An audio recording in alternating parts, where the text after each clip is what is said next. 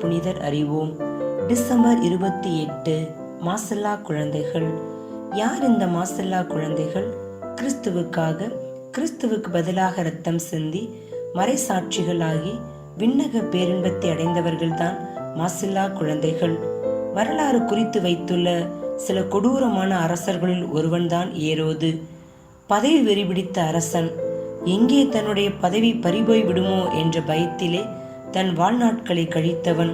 தன் குடும்பத்தினர், தம்மீது அன்பு செலுத்தியவர்கள், தம்மீது அக்கறை கொண்டவர்கள் அனைவருமே தன்னுடைய ஆட்சியை பறிக்க காத்திருக்கும் கழுகுகள் என்றே எண்ணியவன். அதற்காக தன் குடும்பத்தினரையே கொலை செய்யும் அளவுக்கு துணிந்தவன். கிமு 35 தமது உறவினரை எரிக்கோவில் உள்ள குளத்தில் மூழ்கடித்து ஏரோது கொன்றான். கிமு 34 தம் சகோதரர் யோசேப்பை கொலை செய்தான். கிமு 29 மனைவி மரியம்னேவை கொன்றான்.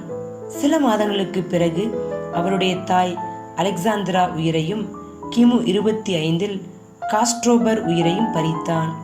ஏரோது தற்கொலை செய்து கொள்வதற்கு 4 நாட்களுக்கு முன்பு தம் மகன் அந்திபார்டர் என்பவரின் வாழ்வையும் முடித்தான்.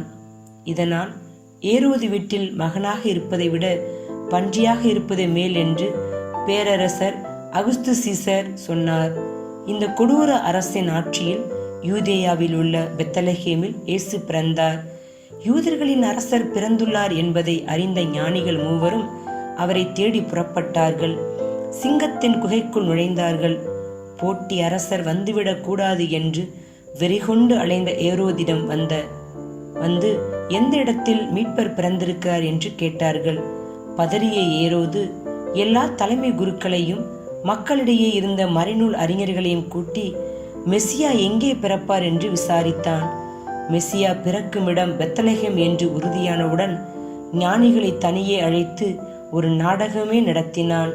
தானும் பிறந்திருக்கும் இயேசு பாலனை வணங்க வேண்டும், எனவே அவரை பற்றி திட்டவட்டமாக எனக்கு தெரிவியுங்கள் என்றான். வஞ்சகமும் விஷமும் கலந்த வார்த்தைகளை தூவினான். 4 நாட்கள் ஆனது. காத்திருந்த விழிகள் பூத்து போனது. ஞானிகள் வந்த பாடில்லை.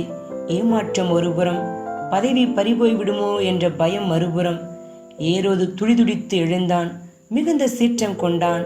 தான் ஏற்கனவே கேட்டு அறிந்ததன்படி காலத்தை கணக்கிட்டு 2 வயதும் அதற்கு உட்பட்டவையுமான எல்லா ஆண் குழந்தைகளையும் கொலை செய்ய உத்தரவிட்டான். இந்த படுகொலையை பற்றி யூத வரலாற்று ஆசிரியர் யூசேபியஸ் எந்த தகவலையும் தரவில்லை. இந்நிலையில் எத்தனை குழந்தைகள் கொலை செய்யப்பட்டார்கள் என்பது குறித்து பல தகவல்கள் உள்ளன. கிரேக்க வழிபாட்டில் 14,000 சிறுவர்கள் எனவும், சிரிய வழிபாட்டில் 64,000 சிறுவர்கள் எனவும் இருக்கிறது. வெளிப்பாட்டு நூலின்படி 1,44,000 சிறுவர்கள் இரத்தம் சிந்தினார்கள் என்றும் மத்திய காலங்களில் குறிப்பிடப்பட்டார்கள்.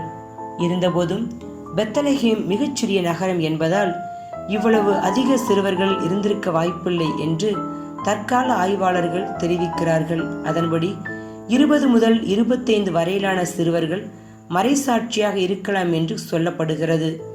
விவரம் அறியும் முன்னே மரணத்தை தழுவிய குழந்தைகளை திருச்சபை பெருமையுடன் வணங்குகிறது. ஏனென்றால் மறைக்கழகத்தில் மடிந்த முதல் மொட்டுக்கள் இவர்கள். ஒவ்வொருவருமே கிறிஸ்துவுக்காக மட்டும் இரத்தம் சிந்தவில்லை, கிறிஸ்துவுக்கு பதிலாக தங்கள் உயிரை இழந்திருக்கிறார்கள். இரத்தம் சிந்தி அதன் வழியாக திருமுழுக்கு பெற்று விண்ணக பேரின்பத்தை அடைந்திருக்கிறார்கள். இவர்களிடந்து கற்போம். குழந்தைகள் சமூக நரம்பின் உயிரோட்டம், விண்ணக வாழ்வின் வாசல், ஆறுதலின் ஆவணம்.